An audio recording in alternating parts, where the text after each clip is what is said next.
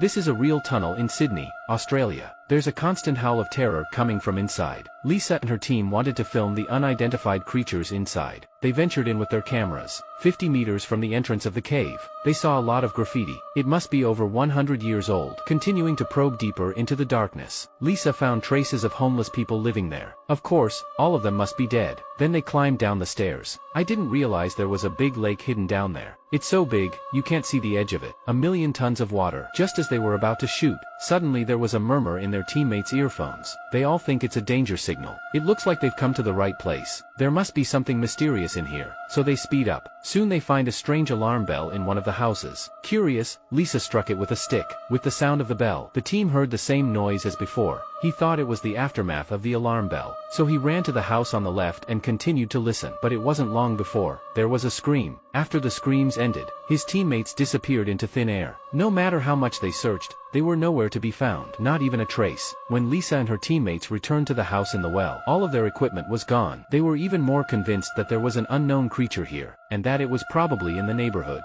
At that moment, there were more screams coming from the tunnels. Lisa sensed that her teammates were missing, so they followed the sound. As the sound got closer and closer, they were getting a little panicky. Finally, they found a room with blood, and that's where the screams stopped. Judging by the blood on the chair, it was left a few seconds ago, but there's no sign of their teammate's body. They're not sure if they're dead, until the other cameraman saw his flashlight. They were finally convinced that he was dead. But who killed him? An unknown creature? An evil spirit or something else? Either way, we can't stay here any longer. We have to get out as soon as possible. But as soon as they were ready to leave, Lisa realized the camera had been tampered with. He asked his teammates who had moved the camera. They all said they hadn't touched it. Lisa started looking at the replay from the camera, and she realized that there was no one there. There was no telling who was filming the three of them with the camera. And then there was a scream. Everyone turned around in fear. The camera fell. The camera fell and finally captured a ghostly face that could not be seen. Now, they don't want to stay here any longer. The cameraman suggests we stop looking for our missing teammates. Let's get out of here as soon as possible. But as soon as they walked out a few steps, the screams came again. They were so scared that they turned off the lights. Hiding in a dark corner,